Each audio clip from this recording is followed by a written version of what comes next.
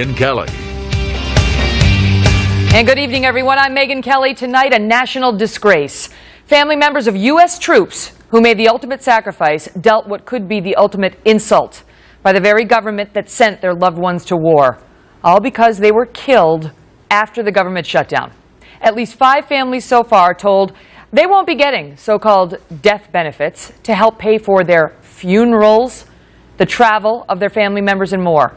They include the family of 25-year-old Sergeant Patrick Hawkins. His mother telling us today she wants him to be remembered as honest, brave, and a hero.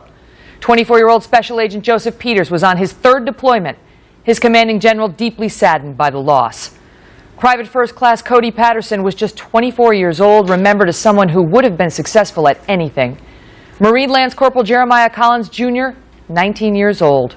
His mother says he loved the Marines. And 25-year-old Jennifer Moreno. On her 1st deployment, her mother lives in San Diego, and her congressman is demanding answers tonight. Duncan Hunter is a member of the House Armed Services Committee and is himself an Iraq and Afghanistan war veteran. Representative Hunter, good to see you. I know you've served 3 tours of duty, and we thank you for your service. How did this happen?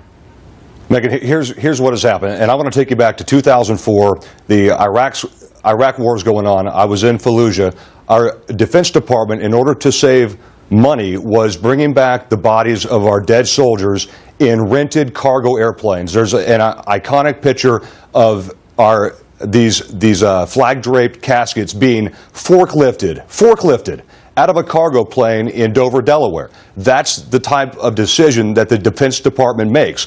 Congress had to explicitly tell the Defense Department that you will no longer do that. They will have a military escort and an honor escort all the way back to their hometown. So fast forward 9 years, and here we are. And here's what has happened. This is a boneheaded decision that dishonors our fallen brothers and sisters, and it also does this. It breaks the trust that our government has with those men and women that serve on the front lines and are forgotten right now because of this shutdown. Yeah. And by the way, Megyn, thank you so much for doing this. I'm glad you're talking about it. It's unfortunate that I'm on your show with this issue, but it's great to be on your show. It's great to have you, and we honored the sacrifice that these fallen paid and the service that you offered. But I want to ask you, because, you know, with all due respect, this seems like a middle finger to the family members of these heroes who died. And the question is, who's to blame? I know that you wrote a heated letter to the Secretary of Defense today, asking Secretary Hagel how this could have happened, accusing him and his department of a careless legal interpretation, saying this was not a matter,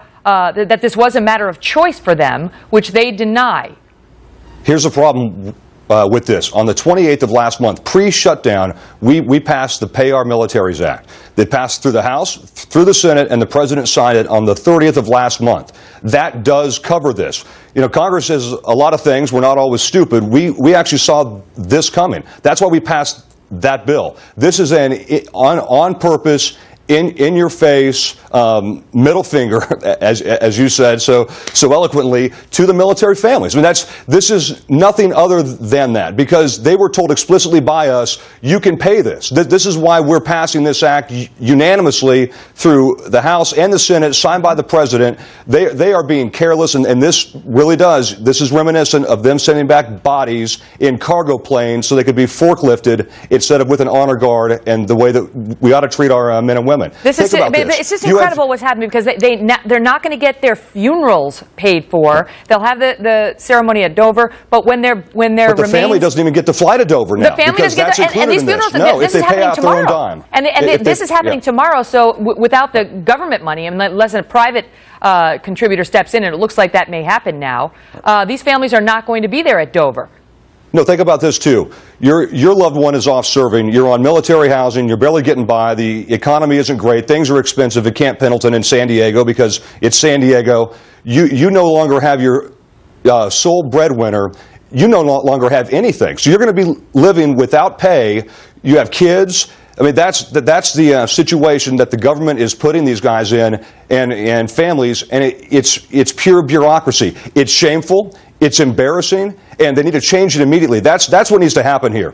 It needs to get fixed tonight. Chuck Hagel should say, listen, it's fixed. We're going to pay them. Otherwise, Congress is going to pass this tomorrow. It's going to have to go through the Senate. You know, they take 3 or 4 days. That's 3 or 4 more days that these families are not going to have with what the government owes them and that they were expecting to actually live their lives every day.